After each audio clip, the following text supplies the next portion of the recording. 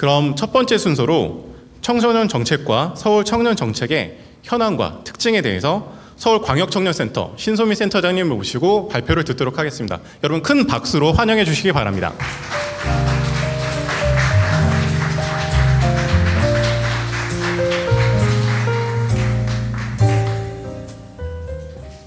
안녕하세요. 서울광역청년센터 센터장 신소미입니다. 만나서 반갑습니다. 네, 많은 분들이 참석해 주셨는데요. 네, 오늘 제가 청소년 정책과 서울 청년 정책의 현황과 특성을 좀 간단하게 설명드리고자 합니다. 혹시 여러분 마지막으로 무지개를 본 게 언제이신가요? 무지개, 네, 빨주노초 파남보 있는 그 무지개를 말씀드리는 건데요. 저는 지난 여름 무지개를 보면서 문득 그런 생각을 했던 것 같습니다. 정책과 무지개가 혹시 같지 않을까? 우리는 흔히 무지개를 7색깔 빛깔이라고 하지만 컴퓨터 프리즘으로 보면 그 색깔은 207가지나 된다고 합니다. 파랑 안에는 다양한 파랑이 있고 보라 안에도 다양한 보라가 있다고 합니다. 무수히 다른 색깔이 존재하는 색깔들이 하나하나 사람이고 편의상 7가지로 구분하는 것이 정책이 아닐까? 그렇게 한번 생각해 봤습니다. 정책의 효율상 카테고리를 나누는 것은 필요하고 선행돼야 되겠지만 결국 정책이란 사회 구성원 한 사람 한 사람이 더 나은 삶을 살기 위한 것이 아닐까라고 생각해 보았습니다. 네, 여기 화면에 보이시는 20살 조만성, 고등학교를 졸업하고 대학에 진학하지 않은 이 친구가 있습니다. 이 친구는 과연 청소년일까요? 아니면 청년일까요? 이 질문이 바로 우리가 집중하고 논의하고자 하는 초기 청년의 문제인 것 같습니다. 법적으로 청소년은 9세에서 24세, 청년은 19세에서 34세, 서울시에서는 39세라고 정의되지만 19세에서 24세에 해당되는 초기 청년들은 그 어디에도 속하지 못하는 경우가 많습니다. 초기 청년들은 불안정성과 그리고 가능성, 성장 가능성이 함께 공존하고 있습니다. 하지만 청소년으로 지원받기에는 나이가 너무 많고 청년으로 정책적 체감을 하기에는 정책적 접근을 할 기회가 부족했던 것 같습니다. 서울광역청년센터는 이번 포럼을 준비하기 위해 지난 3개월 동안 청년과 청소년 현장에서 활동하는 실무자, 정책 연구자, 그리고 정책 관계자들과 심도 있는 자문회의를 진행했습니다. 또한 청소년 정책 부서와 서울시 청년 정책 데이터를 분석하여 초기 청년층의 현실과 정책적 공백을 파악했습니다. 오늘 포럼 한쪽에 전시된 이행기 지도가 바로 그 노력의 결과물입니다. 저쪽을 봐주시면 나중에 지나가시면서 한 번씩 좀 봐주시면 좋을 것 같습니다. 이번 포럼에서는 초기 청년들의 특성을 고려하여 2가지 주요 주제를 논의하고자 합니다. 첫째, 서울시에서 현재 시행 중인 청년 정책의 현황을 살펴보고 둘째, 초기 청년들이 성장과 자립을 이룰 수 있도록 지원하기 위한 정책 및 자원 연계 방안을 모색하고자 합니다. 이를 위해 오늘 주제 발표를 준비했습니다. 먼저 청소년 지원 정책의 특성을 한번 살펴보겠습니다. 앞서 소개된 이행기 정책 매핑에서 보셨듯이 서울시와 중앙정부는 청소년과 청년을 위한 다양한 정책을 운영하고 있습니다. 청소년 정책은 주로 9세에서 24세를 대상으로 하며 청소년기의 발달적 특성을 고려하여 교육, 건강, 보호와 같은 기본적인 권리를 보장하는 데 중점을 둡니다. 2024년 기준 중앙행정기관에 추진 중인 청소년 관련 사업은 총 213개이며 예산 규모는 약 8조 4천억 원에 이릅니다. 대표적인 청소년 정책 사례로는 다양한 활동 지원, 권리 보장 강화, 유해 환경으로부터의 보호 등이 있으며 이러한 정책은 주로 청소년기의 안정적으로 발달을 도모할 수 있도록 사회적 기반을 마련하는 데 목적이 있습니다. 다음으로 청년 정책에 대해 살펴보겠습니다. 청년 정책은 주로 19세에서 34세 또는 39세까지의 청년을 대상으로 하며 청년들이 사회로 진입하면서 겪는 경제적 자립, 일자리 문제, 그리고 주거 문제를 해결하는 데 초점을 맞추고 있습니다. 서울시는 특히 청년수당, 청년월세 지원, 대중교통비 지원들과 같은 경제적 지원 정책을 통해 청년들이 자립 기반을 마련할 수 있도록 지원하고 돕고 있습니다. 청소년 정책과 청년 정책은 다음과 같은 차이를 보입니다. 청년 정책은 주로 일자리와 경제적 자립 지원을 초점에 맞추고 있지만 청소년 정책은 학교 중심의 교육 지원과 취약계층 청소년에 대한 선별적 지원을 주요 특징으로 갖고 있습니다. 이처럼 두 정책의 목표와 지원 방식이 크게 다르기 때문에 청소년에서 청년으로 넘어가는 초기 청년들은 청년 정책으로서의 전환을 바로 인지하지 못하고 적응하지 못하는 경우가 많이 있습니다.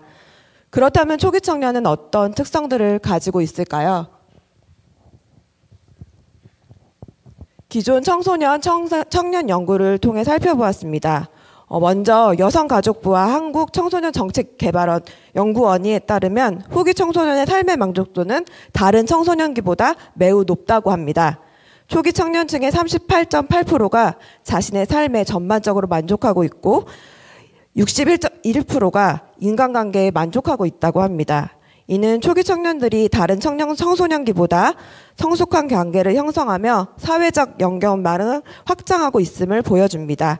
또한 직업을 선택할 때 수입, 적성 및 흥미, 안정성의 중요한 요인을 고려하지만 본인의 적성과 자아실현에 대한 욕구와 안정성을 더 강하게 강조하고 있다는 것을 알 수 있습니다. 이는 초기 청년들이 경제적 안정과 중요성을 인식하면서도 스스로 원하는 목표를 이루고자 하는 강한 성장 욕구를 보여준다고 할 수 있습니다. 서울연구원이 서울시 청년조례에 근거하여 실시하고 있는 서울 청년 패널 조사를 보면 다른 청년들과 초기 청년들은 좀 구별되는 특징을 가지고 있습니다. 초기 청년들은 삶에 대한 만족도, 인식, 심리 상태들이 다른 청년층에 비해 상대적으로 긍정적입니다. 특히 생활 수준, 좋아하는 일을 할 수 있는 시간적 여유, 지역사회 환경의 질들이 다른 청년기보다 더 높은 만족도를 보이고 있습니다. 초기 청년층의 만족도를 좀 저희가 지속하기 위해서는 그들의 특성에 맞는 정책적 지원이 필요함을 시사하고 있습니다. 예를 들어 자신이 좋아하고 경험해 볼 수 있는 것들을 다양하게 제공하는 기회, 지역사회에 적극적으로 참여해 볼 수 있는 기회 등을 제공함으로써 초기 청년들의 성장을 뒷받침할 수 있다는 것입니다. 이러한 지원은 초기 청년들의 만족도를 높이는 동시에 사회적 기여 가능성을 극대화할 수 있다는 점에서 매우 중요합니다. 서울 청년 패널 조사 결과 초기 청년 등의 청년 정책 인지도가 다른 청년층에 비해 매우 낮은 것으로 나타났습니다. 예를 들어서 대중교통비 지원, 청년 월세 지원들과 같은 지원은 비교적 높은 인지도를 가지고 있지만 다른 청년 정책에 대해서는 인지도가 낮고 초기 청년들이 다양한 지원을 충분히 체감하지 못하고 있다는 것입니다. 특히 주목할 점은 초기 청년들이 정책에 대해 낮은 인지도를 보였을 때 보이면서도 정책을 체감했을 때는 높은 만족도를 보이고 있다는 사실입니다. 이는 정책 접근성을 높이면 초기 청년층에서 상대적으로 큰 효과를 나타낼 수 있다는 점을 시사하고 있습니다. 초기 청년은 한마디로 상대적으로 인생의 쓴맛을 좀 덜 본 시기라고 할 수 있습니다.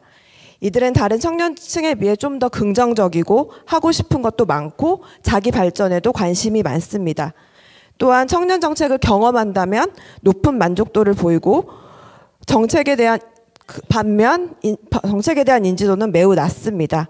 초기 청년기의 개인의 삶에 전환되는 중요한 시기이므로 이 시기에 정책적 지원을 강화한다면 그들의 생애 전반에 긍정적인 영향을 미칠 것으로 생각됩니다.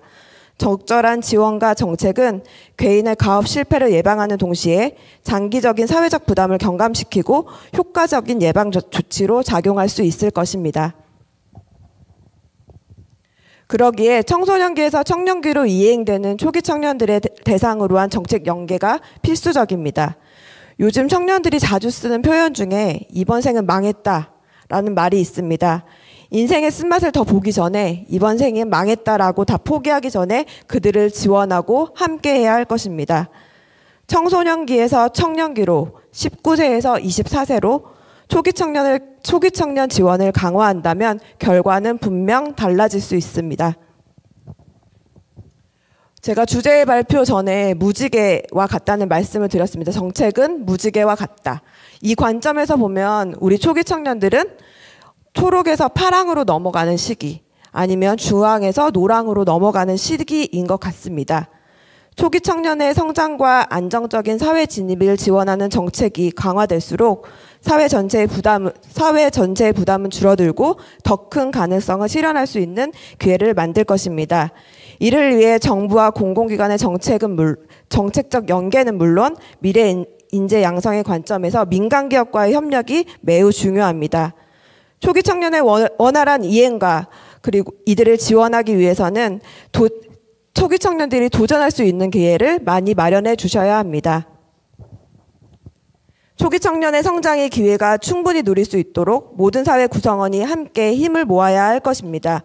저희 서울광역청년센터에서도 청소년, 청년 정책 관계자, 청소년 청년센터 현장의 목소리를 청취하며 지속적인 연계 방안을 모색해 나가도록 하겠습니다. 특히 정책 안에서의 공백은 민간 자원 연계를 통해 보완해 나가고자 합니다. 더 많은 제안과 해결 과제를 저희에게 제시해 주신다면 저희는 연구와 토론, 파일럿 사업 등을 통해서 더 효과적인 방안을 마련해 보도록 하겠습니다. 경청해 주셔서 감사합니다. 서울시 미래청년기획관 김철희 국장님을 모시고 초기 청년을 위한 청년 정책 방향에 대해서 이야기를 들어보도록 하겠습니다. 여러분 큰 박수로 맞이해 주시기 바랍니다. 네, 안녕하세요. 방금 소개받은 서울특별시 미래청년기획관 김철희입니다. 다시 한번 인사드리겠습니다. 오늘 제가 드릴 말씀은 초기 청년 지원 정책의 필요성입니다. 우선 청년 정책의 전반적인 내용을 훑어보고 해외 사례나 현재 법 체계 등을 통해서 우리 초기 청년에게 왜 집중해야 되는지 이런 것들에 대해서 한번 말씀을 드리겠습니다. 지금 청년 정책이 이렇게 정책으로 인식되기 시작한 때는 2015년도입니다. 2015년도니까 청소년 정책에 비해서 매우 늦은 상황이죠. 그래서 그때 이제 기본조례가 서울시에서 통과되고 그 5년 후에 청년 기본법이 통과됩니다. 그래서 매년 서울에서는 5년마다 한 번씩 장기 청년 기본계획을 발표를 합니다. 그래서 2015년도에 약 7천억 정도 수준의 5년간 청년 정책을 발표를 했고요. 그 다음에 2021년도에는 약 6조 원 규모의 청년 기본 계획을 발표를 했습니다. 그래서 내년에 다시 2030년도까지의 청년 정책을 발표합니다. 청년 정책은 기능이 아니라 청년이라는 대상으로 추진되어지는 정책이다 보니 정책의 가지수가 매우 많습니다. 그래서 분야별로 일자리, 주거, 교육문화, 복지생활에서 약 54가지의 정책들이 현재 추진되고 있습니다. 다음. 이런 정책을 하다 보니 제가 느낀 가장 큰 현실은 청년 문제는 청년 때 나타나지 않더라고요. 청년 문제는 아동 때, 청소년 때 이미 장기화돼 있었고 그 다음에 고정화가 돼 있었고 만성화돼 있었습니다. 그래서 청년 문제는 청소년기, 아동기 때부터 선제적으로 예방적으로 해야겠다는 그런 고민을 하기 시작합니다. 그래서 왜 이렇게 됐을까? 그러면은 좀 더 유기적으로 잘 협조할 수 있는 방안이 있지 않을까라고 생각하는데 현재 법 체계가 이렇게 되어 있습니다. 아동들은 아동복지법에 따라서 보건복지부에서 관할하고요. 청소년은 청소년기본법에 따라서 여가부에서 관할합니다. 그다음에 청년은 청년기본법에 따라서 국무조정실에서 관할하다 보니 우선적으로 법 체계가 다르고요, 소관부서가 다르고요. 그러다 보니 이제 이 정책의 연속성, 정책의 지속성이 조금 국민들 수준에는 체감이 덜 되는 상황입니다. 아까 우리 센터장님께서 정책은 무지개 같다고 했는데요. 저는 정책은 꽃 같아요, 꽃. 그 꽃이 꽃피기 위해서는 그 꽃에 알맞은 토양이 있어야 되고 햇빛과 온도가 있어야 되고 비료가 있어야 되잖아요. 근데 이게 장미꽃도 다르고 바나나 꽃도 다르고 사과 꽃도 다르지 않습니까? 그래서 하나의 정책이 성공 꽃 피우기 위해서 특히 하나의 인간이 꽃 피우기 위해서는 그 인간에 맞는 토양과 온도와 빛이 필요하고 그게 어떻게 지속적으로 돼야 됩니다. 다음. 그러면은 우리 청년들의 문제를 한번 이렇게 대상별로 그다음에 집행하는 부서별로 한번 분류를 해봤어요. 그랬더니 위기 청소년들이 그대로 청년이 이어옵니다. 자립준비 청년도 그렇고요. 한부모 가족, 청소년 한부모, 다문화 가족, 가족 돌봄 청년, 청년 부상 제대군인, 북한 이탈 청년, 고립운동 청년 등등 이 청소년 때부터 이미 결정되어진 그리고 청소년 때 이미 장기화된 정책 문제를 안고 청년 시기로 넘어오게 되는 겁니다. 그래서 이분들이 각 부서에서 이건 지금 서울시 기준이거든요. 서울시에서 나름대로 열심히 하고 있지만 그 당사자들은 얼마나 책임할지에 대해서는 여전히 깊은 의문이 있기는 합니다. 다음. 그러면 해외는 어떻게 하는 것을 찾아봤어요. 여러분 기억나시는지 모르겠지만 유럽에 이런 말이 있습니다. 요람에서 무덤까지. 그러니까 그 사람들은 이미 100년, 200년 앞선 정책을 수많은 시행착오를 겪으면서 알았던 거죠. 한 인간을 한 사회 구성원으로 독립해서 활동하게 하고 자기의 만족감을 가진 사회생활을 하고 기여하게 하기 위해서는 지속적으로 생애 주기별로 오랫동안 지속해야 된다는 그것을 알았던 거죠. 그래서 미국 같은 경우에는 정책기관 협의회가 워낙 잘 돼 있고 근데 연령이 0세에서 25세 통으로 다 같이 협의를 합니다. 영국은 이제 교육부에서 청년정책 그러니까 생애주기별 복지정책 다 관할하고요. 독일은 부서 이름이 참 웃겨요. 가족, 노인, 여성, 젊은이부. 프랑스는 체육, 젊은이, 대중교육, 지역부. 일본은 아동가정청. 왜 이렇게 했을까요? 아니, 그들은 시행착오를 겪으면서 알았던 거예요. 아, 청년, 청소년, 아동 이렇게 떼어놓고는 정책 효과를 누릴 수가 없구나. 하나의 인간, 하나의 정책에 꽃 피우기 위해서는 반드시 연계되어 있고 지속되어야 된다는 그 사실을 알기 때문에 선진국에서는 우리나라를 제외한 모든 국가가 하나의 통합체제로 인간에 대한 생애주기별 복지정책을 펼치고 있습니다. 특히 우리가 염두에 될 것은 최근 이슈가 되고 있는 고립운동 청년도요. 갑자기 고립운동 청년이 된 게 아니었잖아요. 청소년 때 이미. 그래서 청년의 문제는 갑자기 나타난 게 아니었어요. 그래서 우리가 오늘 이 자리에 모인 것도 이유는 딱 하나입니다. 선제적으로, 예방적으로, 통합적으로 정책을 추진해야겠다. 물론 이게 법 체계가 달라지고 행정부서가 달라지는 아주 엄청난 규모의 일이기도 합니다. 하지만 그거는 또 그들의 몫인 거고 우리가 현장에 있으니까 우리라도 손을 잡고 이 일을 시작해야겠다는 그런 필요성에서 오늘 이렇게 말씀을 드립니다. 다음. 그렇습니다. 청년 문제는요. 청년 정책의 시발점이 아니에요. 기존 정책의 결과일 뿐입니다. 일자리 정책도 그렇고요. 고립운동 청년도 그렇고요. 다문화 가정도 그렇고요. 빈곤 문제도 그렇고요. 모든 게 다 이미 장기화됐었던 것들이에요. 다음. 그래서 우리 청년 정책의 목표는 딱 하나입니다. 자기 삶의 주인공이 되는 청년. 공동체로서 당당한 활동할 수 있는 그런 구성원. 그리고 이 사회에 대한 기여자이자 리더를 되도록 만들도록 할 수 있도록 응원하고 부양시켜주고 함께하는 정책이 청년 정책의 목표이고 이게 결국 모든 아동 청소년 정책의 목표여야 된다고 저는 생각합니다. 다음. 그래서 이 정책들을 하다 보니까요. 제가 한 가지 의문점에 대한 해답을 찾았는데 외국에서 특히 유럽에서 얘기하는 유스 팔러시는 우리가 말하는 청년 정책이 아니에요. 그들이 말하는 유스 팔러시는 니트족에 대한 대책이고 그 다음에 일자리를 못 구하고 삶의 의욕이 없는 청년들에 대한 집중적인 케어를 뉴스 팔러시라고 합니다. 그러면 우리처럼 이렇게 일반적인 정책은 뭐라고 하냐면 그냥 정책인 거예요. 교육 정책이고 훈련 정책이고 청년들이 청소년들이 교육받고 훈련받아서 이 사회에 나가서 리더가 되고 견인해 나갈 수 있는 성장 종목이 될 수 있도록 주력하는 게 우리가 말하는 청년 정책이어야 되고 그들이 말하는 교육 정책입니다. 그런데 우리가 좀 생각의 차이를 둬야 될 게 뭐냐면 이 정책이요. 일반 청년들에 대한 정책이 있고 일반 청소년에 대한 정책이 있어요. 그 다음에 사회 배려층, 취약계층에 대한 정책이 이원화돼야 됩니다.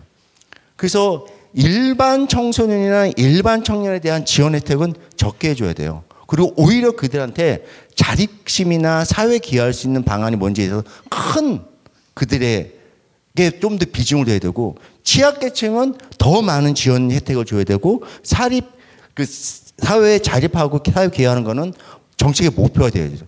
너무나 당연한 얘기지 않습니까? 근데 이게 정책을 하다 보면 혼돈이 있기 생각합니다.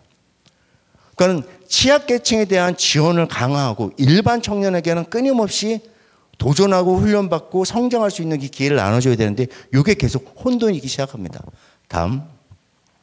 그래서 우리는 이러한 문제의식, 청년 문제는 장기화된, 지속된, 사전에 계획된 예방적인 정책으로 치유될 수 있다는 이런 현상을 인식한 상태에서 우리 청년 정책이 갖고 있는 리소스를 자랑할 겁니다. 왜 자랑하냐면 그래야 이제 청소년 담당하시는 분들도 우리 청년 쪽에 좀 관심을 가지지 않을까 싶어서 지금 서울에는 청년센터가 15군데가 있습니다. 하나의 광역센터가 지금 현재 용산에 있고요. 이렇게 지금 15군데의 청년센터들이 아주 활발히 활동을 하고 있습니다. 다음. 근데 이 센터들이요. 하나의 센터로서는 기능을 못해요. 너무나 약하죠. 왜냐하면 이미 구축된 너무나 뛰어난 인프라들이 많기 때문에 근데 너무 많아서 복잡합니다. 그래서 우리 아까 발표한 신소미 센터장이 어떻게 일을 시작하냐면 15개의 센터들, 정책센터들, 복지센터, 주거센터, 노동센터, 마음건강센터 등 15개의 기관과 21개의 민간 기업들과 연결망을 구축을 합니다. 각각 MO를 맺고 각각 하고 있는 정책 분야에 대해서 청년들이 사각지대가 발생하지 않고 기존에 했었던 센터들을 적극 활용해서 정말 꼼꼼히 촘촘한 사회 연결망을 만듭니다. 그래서 우리 청년센터는 일하지 않고 기존에 있는 센터의 역량만 연결해 주는 것만으로 청년들한테 줄 수 있는 정책 선물이 많아집니다. 그러면서 이 취약 청년들에 대한 지원 방안도 강화되고요. 다음. 또한 마포센터의 예인데요. 마포센터는 가만히 있는 청년센터가 아니라 지역사회에 있는 기존의 다양한 기관들, 지역 네트워크, 마포구청, 복지기관, 그 다음에 기타 시니어 클럽까지 연결을 해가지고 청년들을 그들한테 제공하기도 하고요. 청년들이 갖고 있지 못하는 리소스를 이 센터를 통해서 기여를 받습니다. 그래서 막상 알고 있었던 청년센터를 한 번 갔더니 2번 가게 되고 2번 갔더니 4번 가게 됩니다. 이렇게 하면서 청년센터는 지역사회의 원오브댐 센터가 아니라 연결망을 된 커넥팅 더 닷을 실천하는 센터로 거듭나게 됩니다. 다음. 여러분들이 관심이 많은 운동고립도요. 지금 기지개 센터에서는 이런 식으로 활동을 합니다. 어떻게 하냐면은 신청 때부터 신청이 됐을 때 또는 발굴이 됐을 때 이 청년들이 초기 스크린을 합니다. 고립 운동은요 결과인 거예요. 원인이 다릅니다. ADHD도 있고요. 조울증, 조현병도 있고요. 공황장애도 있고요. 정신장애도 있고 막 섞여져 있어요. 그러면 그런 분들이랑 삶의 의욕이 없어서 고립 운동감을 느끼는 청년들은 구분해야 됩니다. 그런 초기 스크린을 거치고 그거에 대해서 전문가들하고 셀프 테스트를 하고 선정이 돼서 미선정된 부분들은 미선정된 대로 선정된 부분들은 고립운동의 생태에 따라서 이렇게 나옵니다. 그래서 그게 맞는 맞춤형 프로그램을 약 50여 가지가 있습니다. 그래서 지속적인 모니터링을 하고 그래서 평가를 하고 또 선순환되고 이러한 사이클을 저희들이 구축을 했고요. 이것이 기지개 센터뿐만 아니라 약 40여 개의 복지관에도 이미 이 매뉴얼을 장착을 시켰습니다. 그래서 청년의 문제를 단순한 하나의 현상을 본 게 아니라 과학적으로 체계적으로 증거에 기반해서 측정 가능한 수준으로 만들어 놨습니다. 다음. 고립운동 청년 실태조사를 했어요. 왜 고립이 됐습니까? 너무나 당연한 결과고 이미 알고 있는 결과이지만요. 성인기 이전에 괴롭힘이 너무나 많은 분들이에요. 집안이나 학교에서나 여러 가지로. 그러니까는 이미 고리분들의 경험이 있거나 어린 시절에 혜택받지 못하고 보호받지 못한 청년들이 아파지기 시작합니다. 시간이 지날수록 앞으로 이런 청년들은 더 많이 늘어날 수밖에 없는 사회 현상이지 않겠습니까? 다음. 이렇게 이제 복잡했어요. 그러니까는 서울 청년 정책이 있는데 열심히 일을 했고 사회 연결망도 만들고 예산도 많이 하고 하지만 부족을 해서 지금 고립있는 청년이 생기고 그럼에도 불구하고 좀 더 열심히 하자 그러는데 저희가 벤치마킹하는 외국 사례가 이제 유럽의 EU에서 있는 교육 제도인데요. 에라스무스라는 정책입니다. 이게 이제 우리나라 말로 말하면 교환학생 제도군요. 에라스무스가 어떤 분이냐면 르네상스 시절에 최고의 철학자 중 한 분이셨고 이분이 주창하신 가장 핵심 키워드는 이동학습권이에요. 사람은 이동해서 학습을 해야만 비로소 자아를 실현할 수 있고 완성된 인격체가 된다는 거죠. 이 말이 무슨 말이냐면 EU라는 공동체를 만들었어요. 근데 EU라는 공동체를 지속하기 위해서 이 국가들이 뭘 제일 고민하냐면 젊은이들이 서로의 문화를 공유하고 공감하고 그래야지만 이 EU라는 공동체가 지속될 수 있다. 그럼 어떻게 해야 돼? 프랑스에 있는 친구가 독일 가서 공부를 합니다. 독일에 있는 친구가 그리스 가서 공부하고요. 그리스에 있는 친구가 벨기에 가서 공부합니다. 근데 그 공부할 수 있는 예산을 EU가 전액 다 지원합니다. 그래서 이걸 언제부터? 1980년대부터. 지금 그게 확장이 돼가지고요. 27개 회원국 대학생 대상으로 7만 3천 개의 대학교, 기관, 기업들이 학생들이 이동해서 체험하고 학습할 수 있게끔 만듭니다. 몇 명? 120만 명. 예산 1년에 약 10조. 그러니까 그들이 갖고 있는 청년과 청소년과 교육과 훈련에 대한 철학이 레벨이 다른 겁니다. 그러니까 끊임없이 청년들에게 도전하고 경험하고 그들이 어릴 때부터 공유하고 할 수 있게끔 기회를 만들어준 거예요. 우리도 이렇게 하고 싶습니다. 이게 이제 생애 주기별 정책의 핵심인 것 같아요. 높은 철학과 깊은 고민으로 청년들에게 스스로 선택해서 본인들이 체험할 수 있게끔 하는 것. 다음. 결론적으로 꼭 이걸 하고 싶은 겁니다. 생애 주기별 정책은 반드시 선제적으로, 예방적으로, 통합적으로, 지속적으로, 장기적으로 집행되어야 삶이 바꿔질 수 있고 여러분들이 행복해질 수 있는 겁니다. 다음. 저희 청년단은요, 아까도 사회 안전망도 말했지만 저희 자체적으로는 이렇게 많은 기관과 MO를 맺어가지고 기존에 있었던 사회 리소스들을 적극적으로 활용하고 있습니다. 거버넌스를 구축해가지고 단순히 세금만이 아니라 여러 분야에서 서울 청년을 위해서 지원해주고 싶은 여러 구성원들의 힘을 적극적으로 도움을 받고 있습니다. 다음. 앞으로요, 우리 청년 정책 추진방이 이렇습니다. 일자리 중심으로 해서 학업을 통해서 본인이 일자리 잡을 수 있는 정책을 만들어 나갈 것이고요. 그 다음에 이 취약한 청년들에 대한 재계의 발판을 만들어 갈 것입니다. 그리고 유럽에서 시작한 청년 정책인데 그들이 이미 아는 거예요. 사람의 인생은 대학교 졸업할 때, 첫 직장 구할 때 인생의 질이 달라진다는 거. 거기에서 서울시 정책이 반드시 기여할 것입니다. 다음.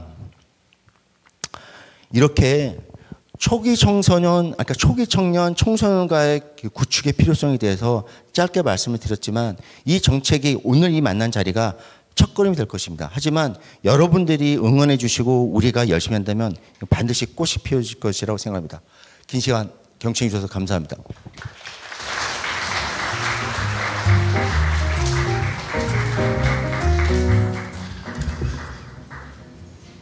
네, 그 청년 행복이라는 꽃을 피우기 위해서 서울시가 정말 얼마나 많은 고민을 거듭하고 있는지 여실히 느낄 수 있는 시간이었습니다.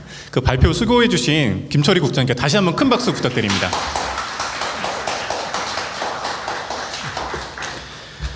네, 이어서 청소년 청년 이행기의 정책 연계의 중요성에 대해서 서울시 평생교육국 임진영 팀장님을 모시고 이야기를 들어보도록 하겠습니다. 여러분 큰 박수로 맞이해 주시기 바랍니다.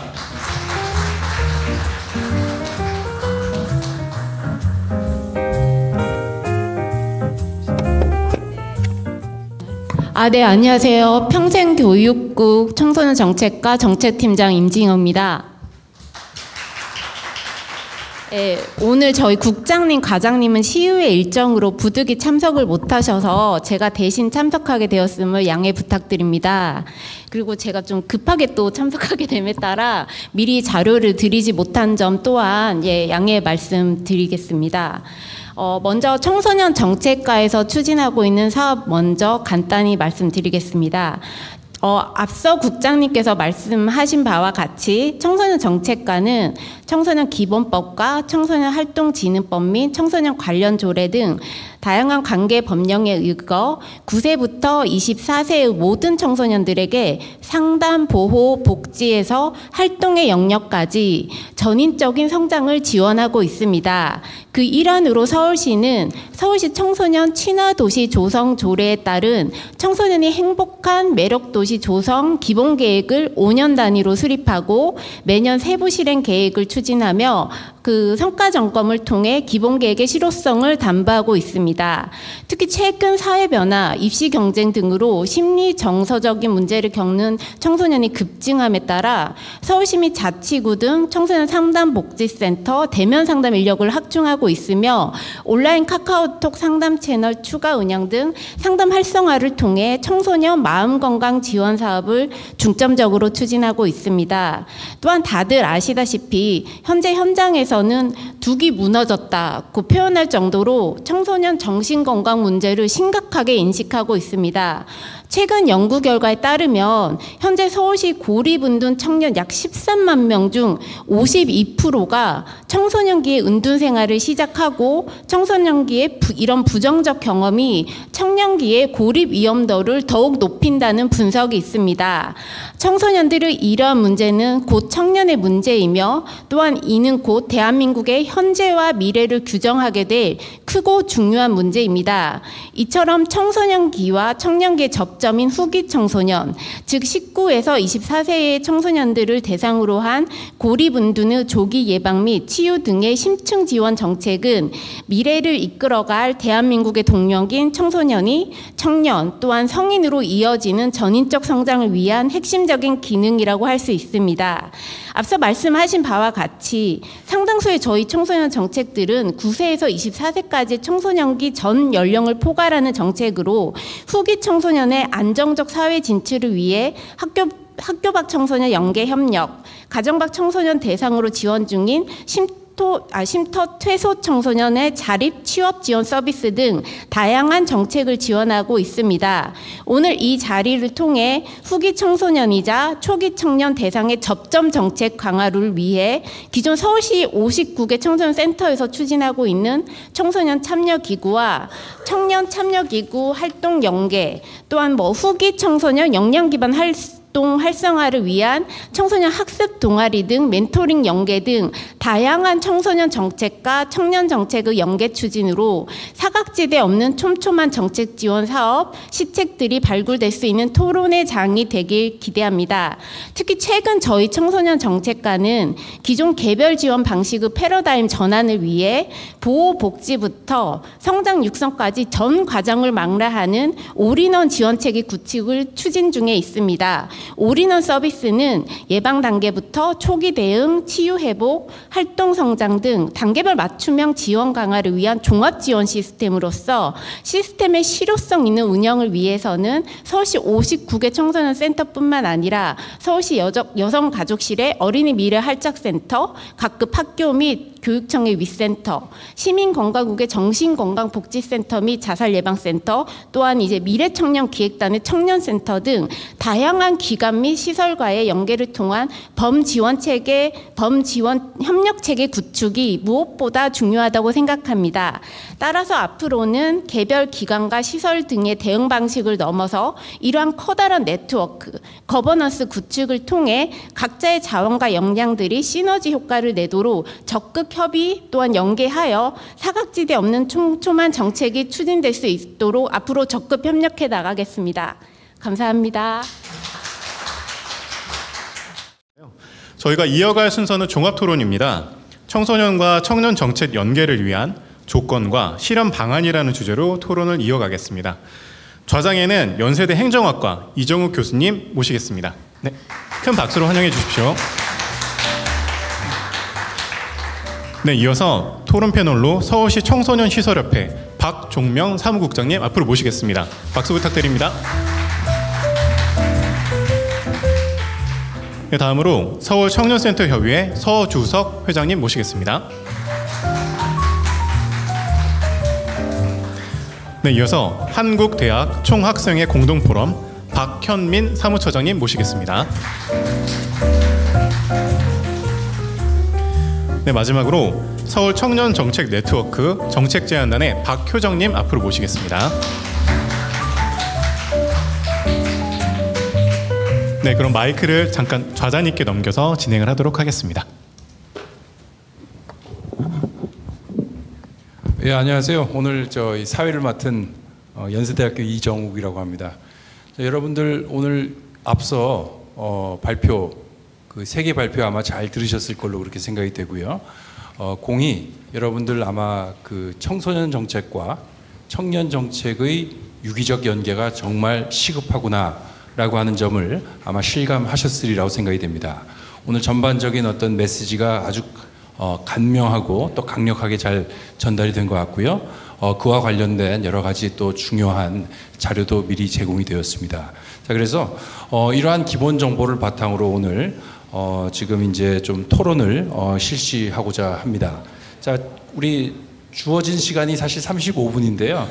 사전 룰에 의하면 우리 그 토론자들 5분씩 먼저 의견을 개진해 주시고 나중에 이제 또 추가적으로 좀 논의를 하는 그런 형식으로 진행하도록 하겠습니다. 먼저 서울시 청소년시설협회 사무국장이신 우리 박종명 국장님께서 먼저 5분 토론 부탁드리겠습니다. 네, 안녕하십니까. 서울청소년시설협회 사무국장 박종명입니다. 2024 서울 청년 이슈 포럼에 저를 초대해 주셔서 너무 감사드리고요. 각계각층의 뜨거운 관심만큼 추웠던 날씨가 약간 풀려서 이것도 날씨도 화답하는구나 라는 생각을 합니다. 청소년 청년을 얘기하면서 우리는 청년이 있기 전에 청소년이 있고 청소년이 있기 전에 유아 동기가 있는데 그런 주기를 다 무시하고 항상 분절적 단절적 정책들이 나열되고 있어서 항상 이게 청소년 쪽에서도 이슈가 됐었고 어떤 활동을 하면서도 청소년 쪽은 우리가 아닌 타 영역과 연대를 하지 않으면 청소년들이 성장을 할 수 없는 환경입니다. 저는 이제 이 토론을 준비하면서 정책적 차이점이 뭘까라는 생각을 해보니까 청소년은 전적 성장, 그러니까 후기 청소년 또한 성장하기 위한 과정으로 보는 거고 청년 정책에서는 자립이라는 그 키워드를 가지고 지원 정책 중심적인 그러다 보니까 이제 청소년 정책에서 바라보는 거와 청년 정책에서 바라보는 관점이 약간 다르기 때문에 접점을 어떻게 만들어 볼까라는 그 고민을 해봤지만 일맥상통한 거는 후기 청소년과 초기 청년이라는 이 정책적인 단어는 다르지만 바라보는 대상자의 단어는 다르지만 이들 또한 성장하는 과정에 있는 거고 성장을 통해서 본인이 자립을 하고 이 사회를 이끌어가는 리더로서의 성장이기 때문에 저는 그런 쪽에서 고민을 해봤습니다. 어떻게 하면 청소년과 청년이 연계할 수 있을까라는 고민을 하면서 청소년 제가 속해 있는 청소년 환경을 먼저 봤습니다. 저희는 지금까지 청소년의 성장을 위해서 다양한 체험, 교육 그리고 맞춤형 다양한 그 기관과 연계 협력이 필수적이었고요. 정책의 벽을 뛰어넘어서의 협력을 지금까지 했던 것 같습니다. 이걸 바탕으로 현재 지금 청소년 시설들은 아동 교육, 지역사회 등 다양한 정책 기관과 연계를 해왔던 경험을 추측하고 있기 때문에 이를 바탕으로 단절이 아닌 상생의 방향으로의 정책 연계를 충분히 할 수 있고 소화할 수 있다고 생각합니다. 따라서 청년센터와 청소년 시설들이 머리를 맞댄다면 그 지역에 맞는 지역마다 청년들이 갖고 있는 상황도 약간 다름이 있기 때문에 맞는 그 연계 방향을 도출할 수 있지 않을까라는 생각을 합니다. 앞서 발표에서 말씀하셨지만 청소년은 활동과 보호복지 두 분야로 크게 분류가 됩니다. 분야별 사업으로 다양한 것들이 있지만 오늘 저는 낮은 단계에서 활동 분야에서 먼저 말씀드리면 우리는 쉽게 그냥 멘토 멘티 하면은 단순히 그냥 학습 지원 뭐 이렇게 해서 내가 갖고 있는 걸 해주면 되지 할 수 있는데 주기적으로 장기적으로 한 청소년과 청년센터에 이용한 초기 청년이 같이 그 학생을 그 청소년센터 이용하는 청소년을 같이 관리를 한다면 저희 청소년 지도사들도 당연히 저희 청소년을 관리할 거고 그 멘토가 지도사들이나 가족한테 말 못하는 고민들을 풀어줌으로써 아이들 청소년 성장에 분명히 기여할 수 있는 부분이 있다고 생각합니다. 낮은 단계 이런 지역사회에서 연계 가능할 거고요. 또 보호복지 분야에서는 초기 청년의 올해 이슈인 은둔 고립 관련해서 이미 여성가족부에서 위기청소년 통합지원 정보 시스템을 구축해서 다양한 그 위기에 관련해서 대응을 하고 있습니다. 이런 정보들이 이미 수집되는 것들을 서울 청년센터에서 운영하고 있는 이런 은둔 고립을 발굴하는 시스템은 좋지만 이 청소년 위기 청소년 통합 정보 시스템과 연동을 한다면 더 빠르게 접근할 수 있고 앞으로 올라올 대상자들에 대해서 서치가 가능할 것 같습니다. 그리고 초기 대응 또한 더 빠르게 선제할 수 있을 것 같아서 이런 부분에 정책적인 연계가 된다면 더 빠르게 정착할 것 같습니다. 또 고무적인 것은 올해부터 시행되는 청소년이 행복한 매력도시 서울 기본 계획에 이미 고립 은둔에 관련된 청소년 발굴 지원 사업이 있고요. 이 부분에 미래 청소년 기획단과 연계를 하는 테마가 잡혀 있습니다. 저희 청소년 쪽에서 준비를 하면서 아동 청소년과는 이미 연계를 해왔었고 청년 쪽하고의 연계점이 없지만 이 은둔 고립이나 이런 사회적 이슈에 대해서는 앞으로 성장에 넘어가야 될 청년센터 쪽하고 연계를 이미 설정을 하고 있었고 그 부분에 대해서 많이 방점을 두고 있었습니다.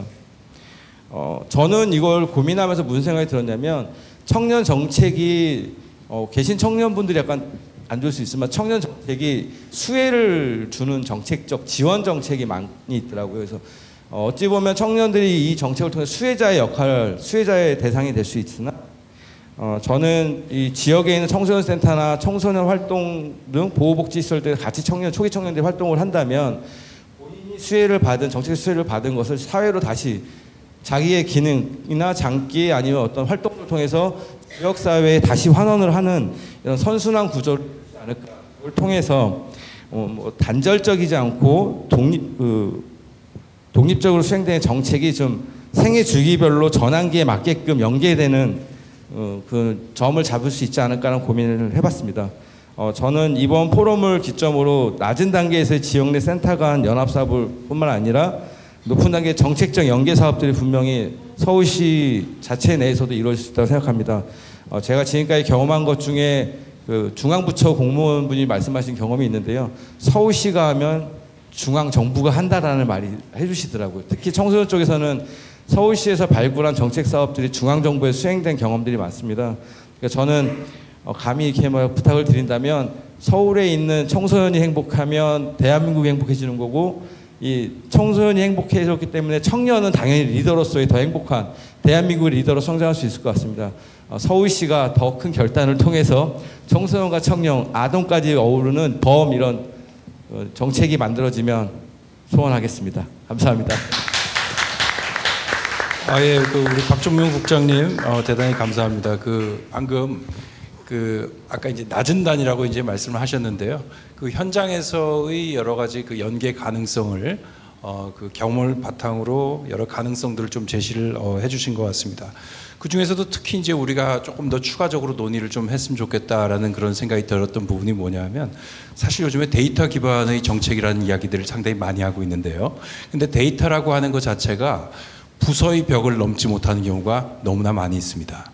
예를 들어서 여가부가 만든 데이터가 다른 부처에서 자유롭게 활용이 된다. 여러 현실적인 제약이 상당합니다.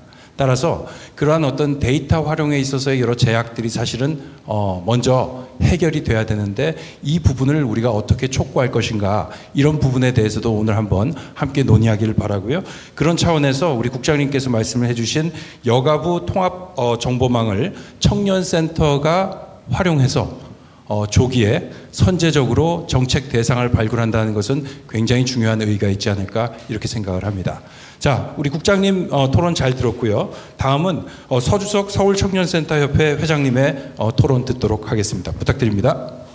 네, 반갑습니다. 저는 서울청년센터 15개 기관의 협의회의 회장 서주석이고요. 말씀 바로 이어가면 저희가 자유패널 토론이라서 미리 저희의 그 말씀들을 다 서로 못 나누고 왔어요. 왜냐면 자기 것만 이제 준비해 왔는데 지금 박종명 사무국장님 말씀 들었는데 제 거랑 너무 비슷해서 깜짝 놀랐고, 저 이제 청년을 대변해서 어떻게 이어갈까를 같이 얘기하는 자리인데 정말 깜짝 놀라서, 특히 이따가 또 말씀드리겠지만 데이터 말씀하신 거랑 그다음에 선순환 구조 요걸로 마무리를 지으려고 그랬는데 어떻게 해야 될지 좀 당황스럽기도 하고 반갑기도 하고 그랬습니다.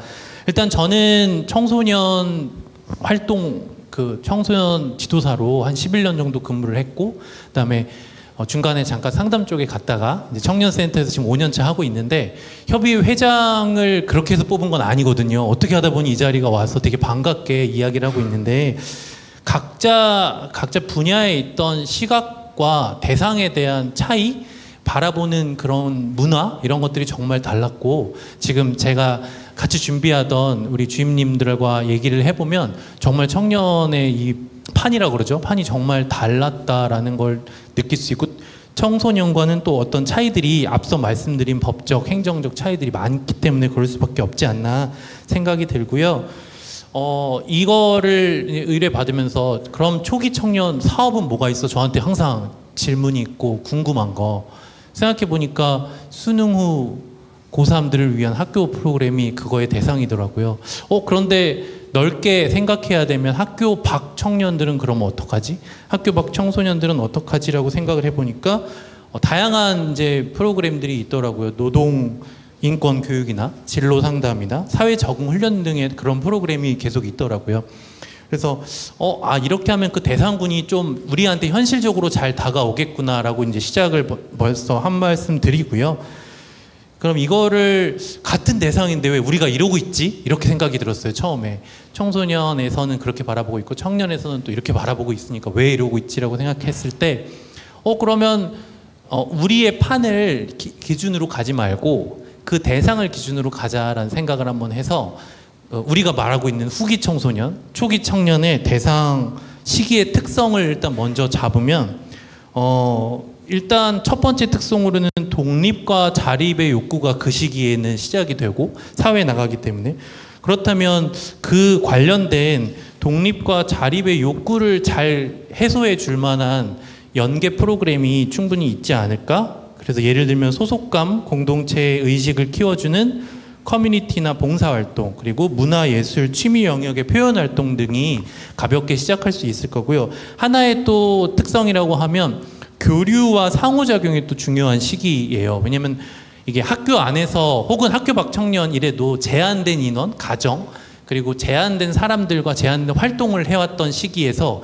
이제 정말 사회로 나가서 새롭게 많은 사람들을 그냥 부딪히고 만나야 되는 교류와 상호작용이 계속 일어날 텐데, 그래서 이거를 저희 공공기관에서는 어떻게 같이 연계할 수 있을까라고 생각해 보니까 다양한 사람을 만나 이야기를 듣고 살아온 경험 그리고 생각들을 나누는 활동, 이런 활동들을 통해서 그들도 생각하고 배울 수 있는 걸로 좀 접근할 수 있지 않을까, 그런 생각을 해봤고요.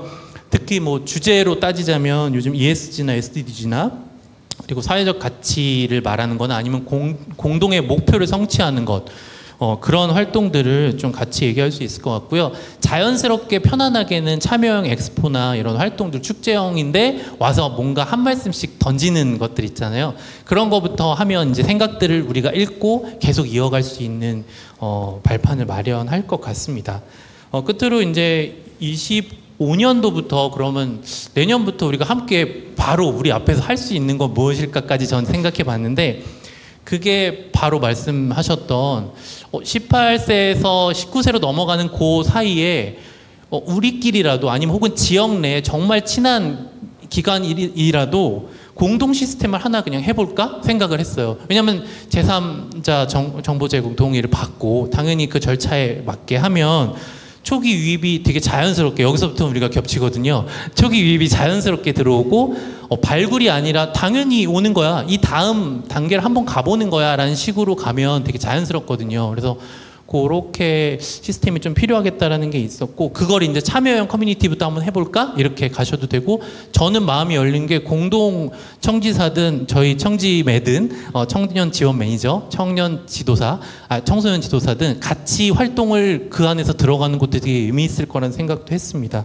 마지막으로 여기 오는 이제 관계자분들도 그리고 관심 많으신 분들이 많은데 이제 선순환 구조를 말씀드리고 마무리 지을 텐데 초기 청년들이 이제 이런 활동들을 하다 보면 결국은 30대가 되고 나 그거 되게 도움이 받았어. 이게 사실 저희가 바라는 거거든요. 제가 아주 1단계로서 실천적으로. 그럼 그 청년들 30대가 돼서 다시 또 이런 소중한 경험들을 나눌 수 있는 청년들이 다시 우리 안에 내려와서 함께 해줬으면 좋겠고 그런 청년들이 공공기관에 가서 법률과 행정적 자문을 좀 해주셨으면 좋겠고 그리고 여기 오신 기업분들의 니즈는 확실하거든요. 제가 이제 이걸 준비하면서 고3 혹은 사회에 나가는 청소년 청년들을 위한 기업의 니즈는 뭘까? 기업의 홍보 그리고 그러면 예를 들면 핸드폰을 이제 이용하는 시기라고 만약에 물론 초등학교부터 사용하지만 기업 입장에서는 홍보를 할 수 있는 정말 자기 이윤을 남기는 기업 입장에서는 무엇이 필요할까를 생각하면 자주 만나고 그 니즈를 함께 한다면 이 교류 장애에 자연스럽게 만나서 함께 할 수 있는 것들이 너무 많을 것 같아요. 그래서 협력기관들과의 협력, 자주 만나고 니즈 파악하고 결국은 30살이 된 그 청년분들이 선순환으로 같이 함께 할 수 있는 공간까지 저는 마련했으면 좋겠습니다. 감사합니다. 회장님, 저 토론 너무 잘 들었습니다. 지금 사실 선순환 이야기가 지금 계속 이야기가 나오는데요. 아까 우리 국장님께서 말씀을 해주신 우리 서울시가 지향하는 청년 정책의 궁극적인 운영 구조와도 맞닿아 있는 그런 부분이 아닌가 이렇게 생각을 합니다. 소위 말해서 우리가 이런 그 각종 사업을 통해서 혜택을 본 자가 일정 시점 후에 다시 혜택을 제공할 수 있는 그런 굉장히 선순환적인 그런 구조가 정착이 됐을 때 우리가 이런저런 여러 논란에서부터 자유롭고 훨씬 더 많은 정책 효과를 낼 수 있지 않을까 이렇게 생각을 하고요.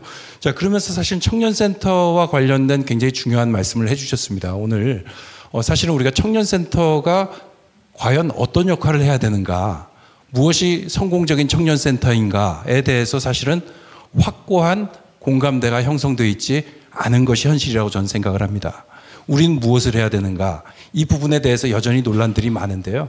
그와 관련해서 사실은 오늘 우리가 지금 들여다보고 있는 19세에서 24세까지의 소위 말해서 후기 청소년이자 초기 청년들을 소위 말해서 전략적인 대상으로 삼고 그것을 중심으로 여러 가지 활동들을 재구조화했을 때 소위 말해서 청년센터가 어떠한 일들을 하는 기관이며 또 그것이 어떠한 결과를 창출할 것으로 기대되는가에 대한 사회적인 기대가 형성될 수 있지 않을까 이렇게 생각을 합니다.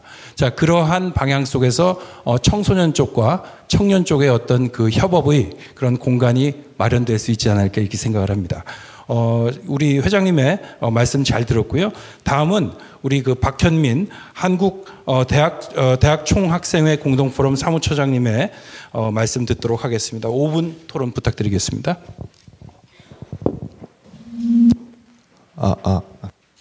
네, 안녕하세요. 한국대학 총학생 사무처장을 맡고 있는 박현민입니다.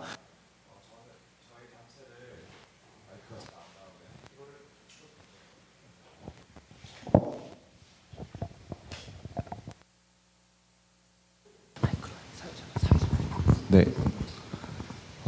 저희 먼저 공동포럼 단체를 소개해드리고자 하는데요. 저희 공동포럼은 이제 서강대, 연세대, 고려대, 카이스트 총학생회 11개국 총학생회 학생들이 모여서 만든 이제 대학생 연합체입니다. 그래서 저희가 약간 대화, 토론 이런 포럼 같은 것들 학생들끼리 스스로 열어서 좀 정책에 제안할 점들을 마련을 하고 이제 그러고 있습니다. 저는 이제 서울 소재 이제 대학에서 이제 19학번 재학 중이고 00년생 만 24세로 네, 초기 청년이라고 할 수 있겠습니다.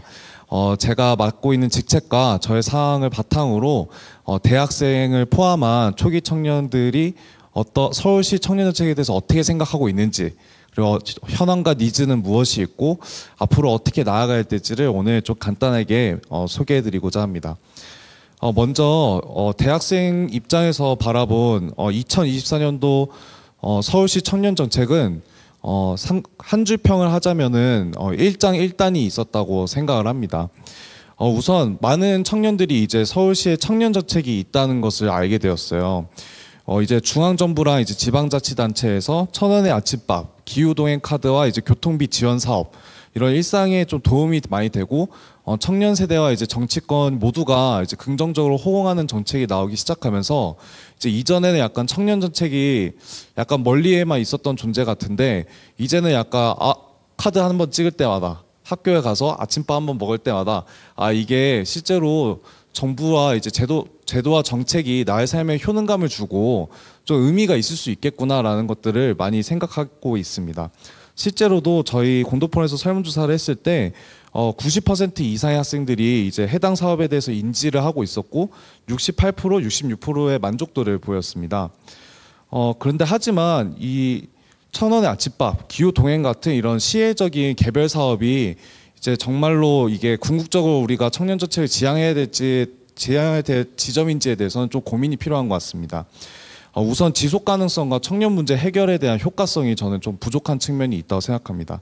당장 1,000원의 아침밥만 하더라도 일종의 유행처럼 돼버려서 많은 대학들이 이제 재정 부담을 하고 있는데 대학마다 재정적 사정이 다르기 때문에 오히려 이제 교육의 재투자가 아니라 이제 1,000원의 아침밥 같은 이제 식비 지원으로 이제 재원을 사용한다든가, 그리고 이제 계속 학교 본부에서도 고민하고 있는 게 1,000원의 아침밥 이용자 학생 수가 계속 줄어들고 있는 추세에 있어요. 그렇다는 거는 이제 이 1,000원의 아침밥이 정말로 물론 일상적인 도움이 되고 그리고 이제 소소한 일상적인 혁명을 불러일으키는 것도 맞지만 과연 이런 것들이 정말 우리가 청년들이 정부와 이제 행정기관에게 바라고 있는 정책인가, 그리고 우리 세대가 겪고 있는 문제들을 궁극적으로 해결할 수 있는 것들에 대한 결과물이었는가에 대해서는 조금 회의감이 조금 있습니다. 이처럼 이제 시혜적인 개별 정책은 분명히 이제 효능감 측면에서는 의미가 있지만 이제 저는 이제 청년 문제라는 것들을 앞서 이제 말씀해 주셨듯이 좀 생애주기 측면에서 이해를 하고 이 여러 가지 정책들이 개별적으로 산발적으로 있는 것이 아니라 통합적으로 이해하고 그 다음에 이제 한 사람의 인생을 이제 이해한다는 차원에서 정책을 고려해야 된다고 생각을 합니다. 오늘 생애주기라는 표현들이 많이 나오고 있는데요. 저의 개인적인 이야기를 하나 하고자 합니다. 제가 00년생 만 24살이라고 그랬잖아요. 저희 아버지가 이제 74년생이십니다. 제가 이제 24살이니까 올해 아버지가 결혼을 하셨고 내년에 이제 저를 낳으셨더라고요. 그래서 이게 뭘까? 저는 아직 대학을 졸업을 아직 못했거든요. 사실 이런 것들을 봤을 때 정말 시대가 많이 변했구나. 물론 아버지가 결혼 일찍 하셨지만 시대가 많이 변했구나 이런 생각을 합니다. 학생들이 이제 모여서 얘기하는 거는 내 나이 어떠한 나이에 어떠한 사회적 성취를 이뤄야 된다는 이 소셜 클락, 한국 사회에 있는 소셜 클락이 더 이상은 지키기가 쉬운 일들이 아니고 보통의 평범한 사람들이 누릴 수 있는 그런 것들이 아니라는 것들을 이제 많이 공감하기 시작했어요. 그렇기 때문에 이런 것들이 저출산, 비혼, 미혼 이런 것, 그리고 구직 단념 이런 것들로 현상이 이어지는 것 같습니다. 그렇다면 학생들이 그러면은 공감하고 있는 그리고 관통하고 있는 키워드는 두 가지는 무엇인가 했을 때 저는 경쟁 과열과 그리고 관계 욕구라고 생각합니다. 이제 대학 총학생회는 사실 대학생들의 이해와 요구를 되게 이렇게 살로 이제 느끼는 단체거든요. 그러면 그 총학생회에서 그러면 가장 인기 있고 학생들이 원하는 사업은 무엇일까 했을 때 뭐 1980년대에는 이제 학생 운동이 될 수 있지만 지금은 GPA 한산 점수 방법 올려서 조금 더 학점 보정 더 많이 받기, 재수강 기회 늘려주기, 취득 학점 포기하기 이런 것들을 같은 그런 교육, 자기가 취업 경쟁에서 우위를 얻을 수 있는 타 대학과 비교했을 때 우위를 얻을 수 있는 그런 교육 관련된 공약들이 많이 인기를 있었고요. 그리고 이제 반면에 이제 인기가 있었던 거는 축제, OT 저소득층 대상으로 하는 새내기 배움터 이제 지원금 보조 프로그램 이런 것들이 인기가 있었습니다. 종합해서 보면은 학생들이 이제 더 이상 학생들이 취업 경쟁, 자신의 좋은 성적을 만들고 포트폴리오를 만들고 이런 것들에도 열심히 있지만 내가 사회 공동체의 구성원의 일원으로서 관계를 형성하고 그리고 구성원의 일원이 되는 것들에 대해서 많은 관심을 갖고 있다고 생각을 해요. 제가 GDP 1만 불 시대에 태어났거든요. 이제 사실 먹고 사는 문제도 중요하지만 저에게 가장 관통하는 문제는 결국에는 삶에 대한 만족도인 것 같습니다. 내가 어떻게 해서 이제 청소년기에서 초기 청년이 어떻게 되고 초기 청년에서 어떻게 경제적 독립을 이루는가, 그리고 그 과정에서 성장이 많이 낮은 시대에 내가 아버지의 세대같이 더 많은 성장을 이룰 수 없다면은 나는 무엇을 보고 만족을 할 수 있고 내가 어떠한 안정감을 얻을 수 있고 우리 사회에 어떻게 구성원이 될 수 있는가, 이런 것들이 상당히 중요한 요소들로 자리에 잡혀 있다고 생각을 해요. 저는 마지막으로 제안을 하고 싶은 거는 대학도시 서울로서 정책 연계 방안을 좀 제안을 하고 싶습니다. 제가 이제 만불 세대라 했는데 이제 올해 태어난 친구들은 제가 수능 치렀을 때 수험생이 65만 명이었는데 지금 태어난 친구들은 25만 명, 그리고 이제 GDP 3만 불 시대에서 태어나게 되더라고요. 그러면은 24년 뒤만 하더라도 많은 초기 청년들의 유형들이 더 복잡해질 수도 있고, 그리고 지금의 어떤 초기 청년에 대한 정책이 정립이 되어야만 앞으로 이제 사람도 많이 줄어드는데 이러한 아이들을 어떻게 키울 수 있을지 이런 고민들이 많이 필요한 시점이라 생각해요.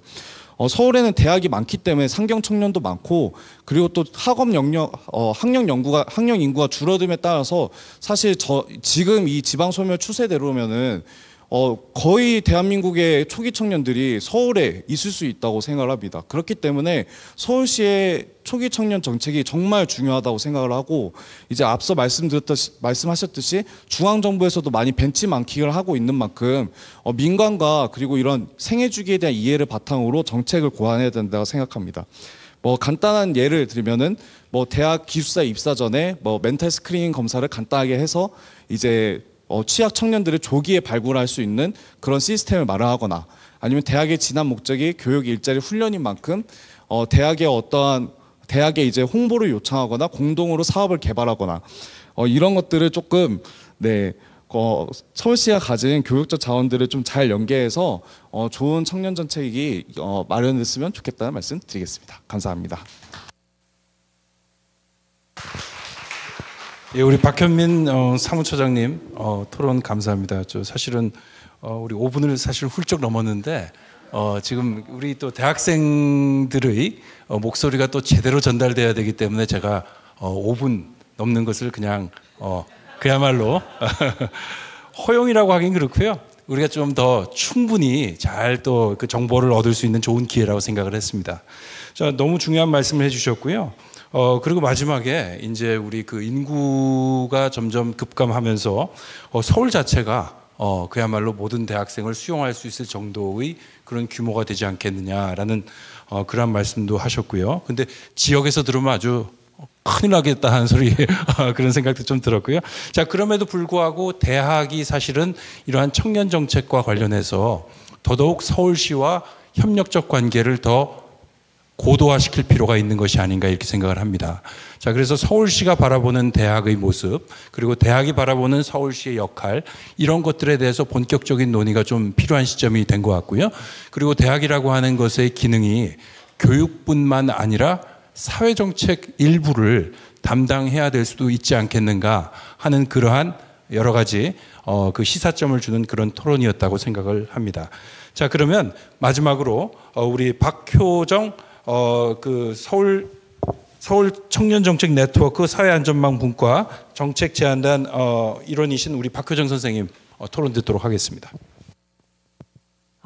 네, 안녕하십니까. 서울 청년정책 네트워크 사회안전망 분과에서 정책을 제안하고 있는 박효정이라고 합니다.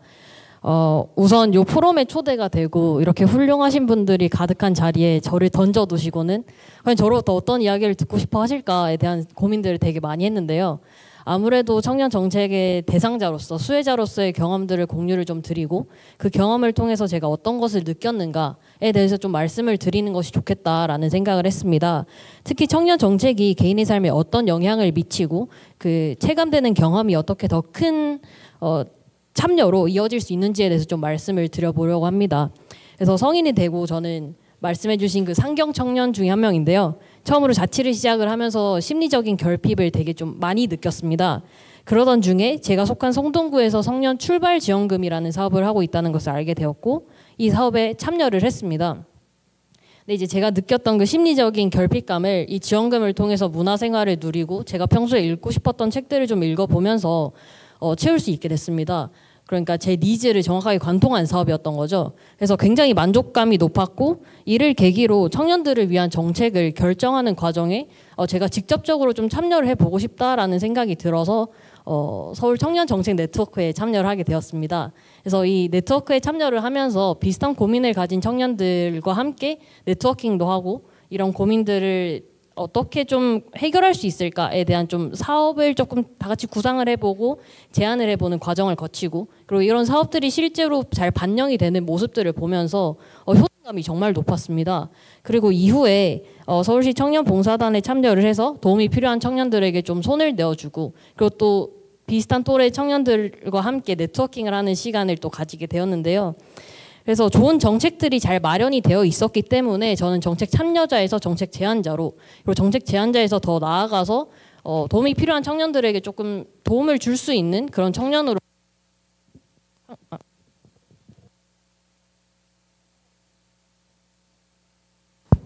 네, 한 것 같습니다. 앞서 말씀해주신 선순환 구조의 좀 축소판 정도로 봐주시면 될 것 같습니다. 어떤 정책이든 본인의 니즈에 맞는 정책을 단 하나만이라도 경험을 해본다면 다른 정책들로의 관심은 자연스럽게 이어질 것이라는 점에 확신을 합니다. 그렇게 저는 앞서 말씀드렸듯 체감되는 경험이 더 큰 참여로 이어질 수 있다는 점을 다시 한번 강조드리고 싶습니다. 따라서 정책 참여에 있어서 그 처음의 경험이 굉장히 중요합니다. 그 처음의 경험을 이끌어내기 위해서는 정책 접촉면을 늘려야 한다고 생각을 하는데요. 여기서 두 가지로 분류를 할 수 있을 것 같습니다. 첫 번째는 직접적인 정책 접촉면이고 두 번째는 간접적인 정책 접촉면이 될 것인데 이 서울시에는 현재 서울 청정넷을 비롯하여 각 구별로도 청정넷들을 운영을 하고 있는 등의 되게 다양한 청년 참여 기구들이 잘 마련이 되어 있습니다. 그렇기에 저는 지금 현재로서는 직접적인 접촉면을 늘리기보다는 간접적인 접촉면을 조금 더 늘려야 할 때가 아닌가라는 생각이 조금은 들기는 합니다. 그래서 저는 청년센터를 조금 더 적극적으로 활용을 하여야 한다고 생각을 하는데요. 어떻게 활용을 할 것인가에 대해서 간단한 방안을 생각을 해보았습니다. 아마 김철희 국장님께서 말씀해 주신 그 사회안전망 모델과 겹치는 부분이 좀 있을 것 같습니다. 초기 청년, 즉 19세부터 24세 사이의 청년들 중에서 대학생을 조금 예시로 들어보고자 하는데요. 각 대학교에는 심리상담센터, 창업센터, 일자리센터 등 다양한 센터들을 운영하고 있습니다.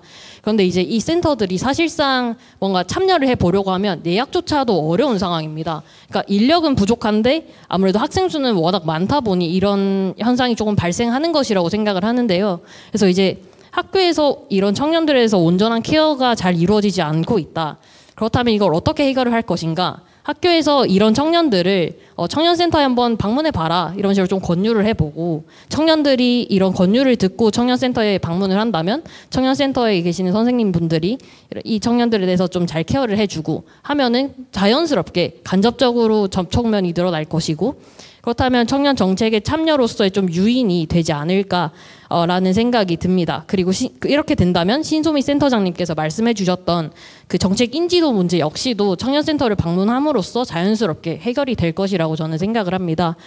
서울시에는 15개소의 청년센터가 잘 운영이 되고 있습니다. 이렇게 좋은 인프라를 구축해 놓은 만큼 이런 인프라를 더더욱 활용을 하지 않을 이유가 없다고 저는 생각을 합니다. 그래서 저는 청년센터를 조금 더 적극 활용을 했으면 좋겠다라는 말씀 드리면서 발언 마치겠습니다. 감사합니다. 감사합니다. 지금 사실은 우리 대학에서 그 센터 여러 개들이 있는데 그러한 센터들이 더 잘 우리 청년센터와 연계되는 그러한 모습을 바람직한 모습으로 방향으로 이제 제시를 해주셨고요. 실제 방금 이제 우리가 세 번째 토론에서 이제 이야기했던 것 중에 하나가 사실은 무엇이 바람직한 청년센터의 모습인가라고 하는 것에 대해서 아직 확고한 그런 그 소위 말해서 공감대가 형성되어 있지 않은 상황 속에서 그럼에도 불구하고 우리가 그래도 자신 있게 이야기할 수 있는 포인트 중에 하나가 연계가 굉장히 중요하다. 그리고 아까 사실 국장님 발표에서도 나온 것처럼 사실은 통합적 접근을 하기 위해서라도 각기 다른 분야에서 설립이 되어 있는 그런 센터들이 청년을 중심으로 유기적으로 연계될 때에만 그 효과를 볼 수 있다는 점에서 봤을 때 방금 말씀해 주신 청년센터의 중요성, 그리고 청년센터가 다른 센터와 연계돼서 유기적으로 활동할 수 있는 그런 모습이 굉장히 중요하다는 점 공감합니다. 자, 그리고 또 역시 선순환의 관점에서 또 이야기를 해주셨고요. 청년이 청년을 돕고 그리고 수혜자가 기여자로 추후 활동할 수 있는 그러한 어떤 가능성, 그러한 것이 소위 말해서 우리가 청년 정책에 대한 일찌감치 그 효능감을 느끼는 그런 경험에서 나올 수가 있다라는 점이 또 우리가 또 주목할 만한 포인트가 아닌가 이렇게 생각을 합니다. 자, 우리 오늘 네 분의 토론자들의 아주 귀중한 그 토론 의견 우리가 잘 들었고요. 자, 그걸 한번 좀 정리를 좀 해야 되겠습니다. 자, 오늘 사실은 우리가 서울시 청년 정책과 관련해서 굉장히 중요한 키워드들이 여러 가지가 도출이 됐습니다. 첫 번째가 연계가 굉장히 중요하다라고 하는 점. 자, 연계라고 하는 것을 우리가 강조하는 이유가 뭐냐 하면 그야말로 청년의 삶이라고 하는 것은 결코 분절되어 있지는 않습니다. 행정적으로 그리고 법적으로 제도적으로 영역들은 분리가 되어 있지만 한 개인의 삶은 그러한 것들이 모두 모여 있는 것이기 때문에 그러한 개별 영역들이 사실은 대상을 중심으로 연계가 되는 것이 무엇보다 중요하다. 자, 그걸 위해서 우리가 해야 되는 것이 통합적 접근이다라고 하는 것. 자, 그러면서 아까 우리 사실은 청소년부터 청년 이렇게 해서 쭉 지나갔는데 그게 바로 뭐냐 하면 청소년부터 우리가 이야기하는 이유, 청소년과 청년을 함께 이야기하는 이유가 예방을 굉장히 강조하고 있기 때문에 그런 것이다. 그래서 예방적이고 선제적인 그러한 접근이 중요하다. 그러면서도 또 청년을 우리가 단순히 수동적 존재로서의 수혜자가 아닌 나중에 뭔가 큰 기여를 할 수 있는 선순환의 주인공이 될 수 있는 그러한 존재로 우리가 본다라고 하는 점이 굉장히 중요한 것 같습니다. 자, 그러면서 특히 오늘은 그 사실은 청소년 정책과 그리고 청년 정책 간의 유기적 연계의 중요성을 특히 많이 강조를 했는데요. 이와 관련해서 우리 사실은 19세에서 24세까지의 그 청소년이자 청년들에 대해서 오늘 이야기를 했습니다. 사실 청소년 정책의 입장에서 본다면 아주 냉정하게 이야기했을 때 19세에서 24세는 소위 말해서 주된 고객이 아닙니다. 그야말로 우리가 청소년 쪽에서의 그 성과를 이야기했을 때 19세에서 24세는 전통적으로 주된 정책 타겟이 아니었다라고 말을 할 수가 있고요. 그리고 청년 정책의 관점에서 본다면 주로 오늘 우리가 이야기했던 예방적이고 선제적인 그런 정책이 패러다임이 아니었던 시절을 생각을 한다면 이미 일이 나고 난 다음에 문제가 아주 커지고 난 다음에 불 끌어오는 형식이기 때문에 25세 이후가 주된 타겟이었던 거예요. 자, 그래서 청소년 정책과 청년 정책의 소위 사각지대로서의 19에서 24세가 사실은 굉장히 중요한 의미를 가지고 있다라고 하는 것을 우리가 알 수가 있고 이러한 사각지대를 우리가 정책 대상으로서 어떻게 더 효과적으로 다가갈 수 있느냐라고 하는 것이 굉장히 중요한 우리의 과제가 된 것이다라고 하는 점을 우리가 확인할 수 있었고요. 그래서 아까 말씀드렸던 연계, 예방, 통합, 선순환 이러한 것들이 더욱더 중요한 의미를 갖는 것이 아닌가 싶습니다. 그리고 우리가 이제 다음 순서로 넘어가는 코너이기 때문에 연계와 관련해서 한 가지만 더 말씀드리도록 하겠습니다. 오늘은 그 사실은 우리 정책 영역 간 연계 그리고 공공조직을 중심으로 한 연계를 주로 이야기했지만 2부에서 오늘 발표하시게 될 민간 기업과의 연계가 너무너무 중요합니다. 사실 청년 문제라고 하는 것을 해결하는 것은 정부가 혼자서 아무리 노력한다 하더라도 결코 해소할 수가 없고요. 우리가 공공과 민간이 함께 창출해야 되는 공공가치라고 우리가 생각을 할 필요가 있습니다. 따라서 2부에서 발표하게 될 우리 세계 선도 기업들의 그런 경험을 우리가 잘 듣고 그리고 이러한 선도 기업들이 하는 활동 하나하나가 사실은 굉장히 의미가 있지만 또 아쉬움이 있어요. 개별 기업의 활동은 너무나 소중하고 너무나 가치가 있지만 이러한 것들이 가만히 우리가 저 거시적 관점에서 조망하게 되면 점에 불과한 경우들이 너무 많이 있습니다.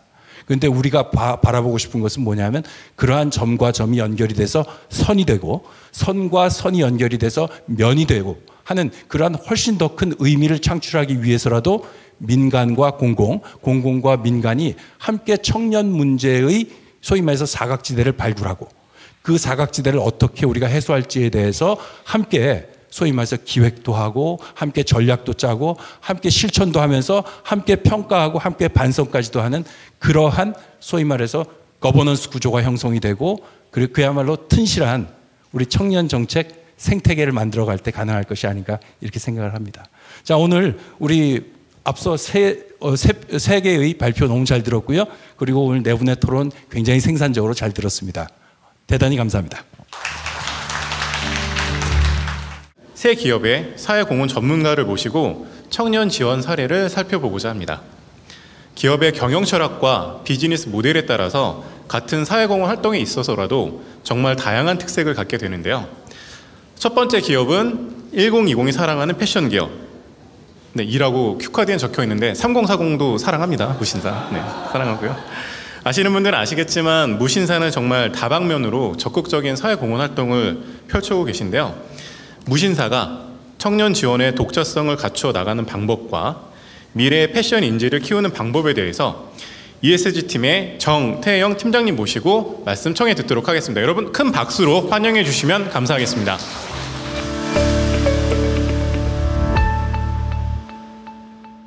보시다시피 저희가 좀 트렌드에 잘 맞는 패션 아이템을 다양하게 소개하고 판매하고 있다 보니까 연령층으로 봤을 때는 아무래도 1020 청소년, 청년층이 저희 무신사를 이용하는 주요 이용 고객 중에 하나입니다. 그래서 무신사가 사회에 좀 더 긍정적인 책임을 다하고 또 상생해 나감에 있어서 자연스럽게 저희가 지원해야 될 핵심 대상을 어디로 둘까라고 생각했을 때 당연히 청년, 청소년을 가장 중심에 두게끔 그렇게 생각을 할 수밖에 없게 되었고요. 또 저희는 패션을 주요 업으로 삼고 있는 만큼 패션이 가지고 있는 순기능을 활용해서 청년에게 도움이 되면 좋을 것 같다는 생각으로 현재는 총 2가지의 메인 활동을 기획해서 운영을 하고 있습니다. 첫 번째로 차세대 패션 인재 발굴과 양성을 위한 장학 프로그램이라는 타이틀인데요. 현재 타이틀 이름은 무신사 넥스트 패션 스콜라십이라고 해서 MNFS 프로그램이라고 하는 무신사의 대표적인 프로그램을 운영하고 있습니다.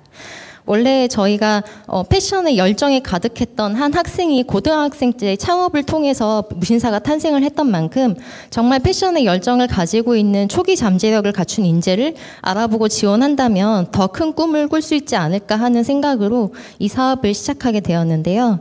보통은 국내와 해외 대학에 패션 디자인을 전공하고 있는 학생들을 대상으로 모집을 진행하고 있고요.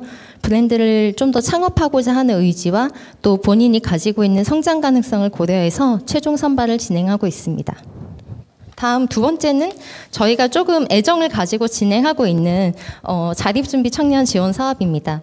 그래서 자립준비 청년의 경우에는 시설을 퇴소해서 이제 또 자립을 계속 이어가다 보면은 아무래도 아주 기본적인 것에서 많은 리소스를 쓰게 되고 패션에 대해서는 우선순위가 뒤로 밀릴 수밖에 없는 게 현실인 것 같았는데요. 저희는 가급적이면 그냥 단순히 옷을 지원하는 게 아니고 나한테 어떤 옷이 잘 어울리고 나에게 어떤 스타일로 개성을 잘 표현할 수 있을지 직접 골라서 나 자신을 발견하는 기회를 주는 것이 정말 중요하다고 생각을 해서 이러한 식으로 대표 프로그램을 잡아보았습니다. 보시는 대로 무신사 스탠다드 매장에 이제 특별 초대를 해서 쇼핑을 하고요.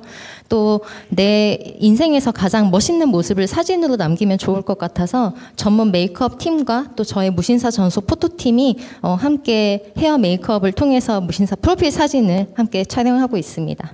매번 활동을 마무리할 때마다 참여하셨던 분들에게 이렇게 활동 후기를 받고 있는데요. 이렇게 정말 필요한 순간에 뭔가 필요한 도움이 적절하게 이루어졌다는 게 잘 확인될 때마다 내 자신이 정말 가장 빛날 수 있는 시기에 자신감이나 개성을 멋지게 표현해서 나를 이렇게 멋있게 나타내는 그런 순간 같은 게 인생에 있어서 굉장히 중요한 경험이구나 하는 걸 많이 느끼고요.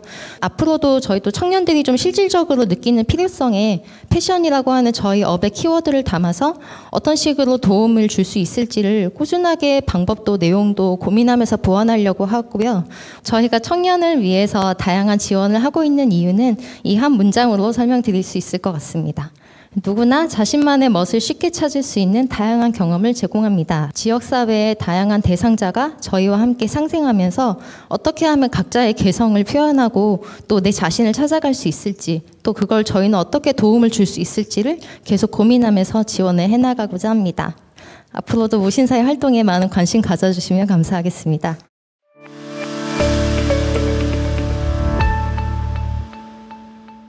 하나금융그룹의 사회공헌 부분을 살펴보면 하나파워온이라는 이름으로 챌린지 케어 커뮤니티 부분이 진행되고 있습니다. 챌린지 부분에는 청년 및 신중년, 노인을 일자리 창출에 기여하는 부분이고요. 미혼모 등의 취약계층 지원으로 사회불평등 해소에 기여하는 케어 부분과 스포츠단과 디지털 채널을 통해서 지역사회에 기여하는 커뮤니티 부분으로 나뉘어져 있습니다. 저희 하나증권도 그룹의 전략 추진 과제처럼 금융을 통한 사회적 기여를 중점으로 하고 있는데요. 다음 페이지 부탁드리겠습니다.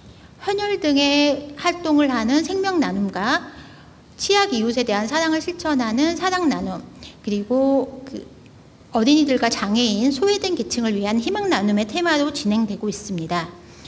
저희는 생명, 사랑, 희망이란 나눔하에 하나증권 청년케어, 대학생 청년봉사단, 그리고 해외증권 대학생 아카데미 등이 운영되고 있는데요. 심청년들을 위한 건강검진 2023년에 66명으로 시작해서 2024년에 규모를 확대하였습니다. 대학생 청년봉사당은 저희 회사 영 리더와 대학생을 연결하고 이 대학생들이 자립 준비 청소년들에게 금융교육과 교과 학습을 진행하는 선한 영향력이 전파되는 선순환 구조로 구성을 하였습니다. 또한 저희 하나증권이 이걸 바탕으로 해서 2025년도에는 정부 지자체 곳곳에 예산이 집행이 어려운 시기가 있는데 그 시기에 어려운 것을 저희가 예산 타이밍에 덕시에 지원하여서 도움이 필요한 곳에 공백이 생기지 않도록 지원할 예정입니다. 오늘 주제가 민간 협력을 통한 확장 가능성과 탐색이라고 했습니다. 여러 가지 제도와 예산 등이 뒷받침되어야 하겠지만 저의 의견을 물으신다면 저는 그 바탕은 사람이라고 하고 싶습니다. 기업의 담당자도 관의 담당자도 수혜자도 또한 수혜자가 또 다른 사람을 도와주는 선한 영향력도 각자의 위치에서 자신의 업의 본질을 알고 최선을 다하려는 사람의 마음인 듯합니다.